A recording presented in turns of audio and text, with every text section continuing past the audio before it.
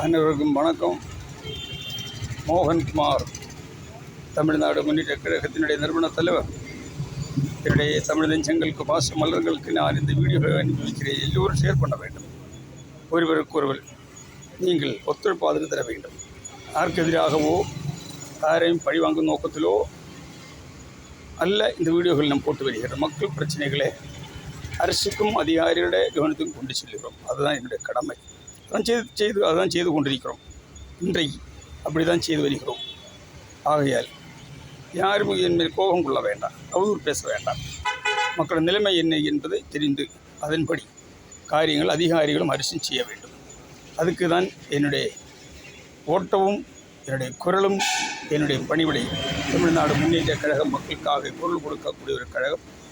தமிழ்நாடு முன்னேற்ற கழகம் மக்களுக்காக பாடுபடக்கூடியதான ஒரு கழகம்.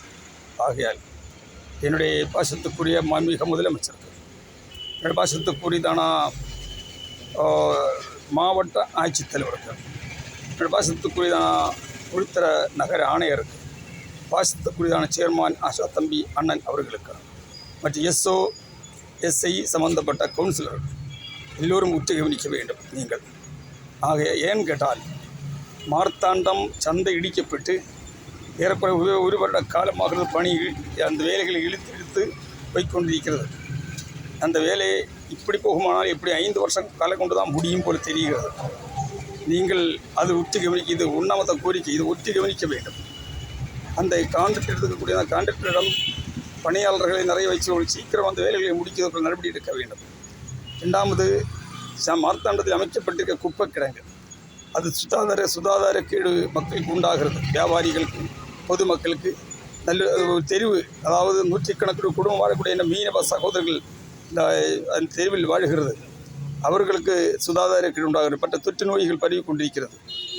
அதில் வந்திருக்கும் எலிகள், ஈகள், கரப்பாம்பூச்சிகள் போன்றதானதெல்லாம் வீட்டுக்குள் புரிந்து அது வேறு மக்களுக்கு பெரிய பிரச்சனையாகி கொண்டிருக்கிறது. கொசு, டெங்கு காய்ச்சல் பரவி கொண்டிருக்கும் நேரத்தில் கொசு அதுக்குள்ளே பரவி கொண்டிருக்கிறது. அந்த கொசுக்கள் வெளியே வந்து மக்களுக்கு டெங்கு காய்ச்சல் பரவக்கூடிய நிலைமையில் இன்றைக்கு போய்கொண்டிருக்கிறது. ஆகையால் அந்த குப்பை கிடங்கை நீங்கள் உடனடியாகவே உங்கள் பணிவிட செய்திருக்க மாற்றுப்பாதையை அமைக்க வேண்டும். இதுதான் என்னோடய கோரிக்கை. ஆகையால் அந்த குப்பை கிடங்கை மாற்றி எந்த காரணத்து நூலகமோ அல்லங்கள் மற்ற லைப்ரரிகளோ அமைக்க அரசோ அல்லது நகராட்சியோ முன் வரக்கூடாது. அதை அனுமதிக்கவும் மாட்டோம். நாங்கள் மக்கள் பிரச்சனைகளுக்காக தான், மக்கள் வாழ்வாதாரம், அதாவது அந்த மீன் கடைக்கு விற்கக்கூடியதான அந்த ஏரியா மோசமாக கிடக்கிறது. அது பின்புறமுள்ள மண், அந்த செடிகள், வேஸ்ட்டு பொருட்கள் எல்லாம் மாற்றி நீங்கள் அந்த இடத்தை பராமரித்து சுத்தம் பண்ணி கொடுக்க வேண்டும்.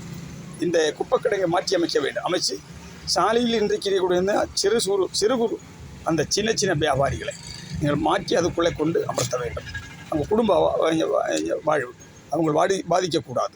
அந்த குடும்பங்கள் பிழைக்க வேண்டும். மழையத்திலும் வெயிலத்திலும் இருக்கக்கூடிய இந்த பாசத்துக்கூடிய என்னுடைய தமிழ் நெஞ்சங்கள் பார்த்து பரிதாபமாக இருக்கிறது. அவர்களை மாற்றி அமைக்கிறதுக்கு அந்த குப்பைக்கிடங்களை மாற்றி இந்த இடத்துக்கு அமைச்சு விட்டு அதுக்குள் இவர்களை அமர்த்த வேண்டும். ஆகையால் இதுதான் என்னோடய கோரிக்கை. வேறு எதுவும் பேச விரும்பவில்லை. என் நிகழ்ச்சியில் நம்பிக்கை இருக்கிறது. போராட்டத்துக்கு நான் ஆளாகக்கூடாது. உங்களுக்கு எல்லோருக்கும் நான் ஆதரவு கொடுக்கக்கூடியவன். காவல்துறையின் நெருக்கடியில் போய் கொண்டிருக்க அந்த இடத்தை பார்வையிட்டு காவல்துறைக்கும் மிகப்பெரிய பணிகள் அந்த ஏரியை கொண்டு வந்து கொண்டிருக்கிறது. காவல்துறைக்கும் நியந்திரிக்க முடியவில்லை. அவர்களுக்கும் நிம்மதியாக இருந்து பணிவிட செய்ய முடியவில்லை.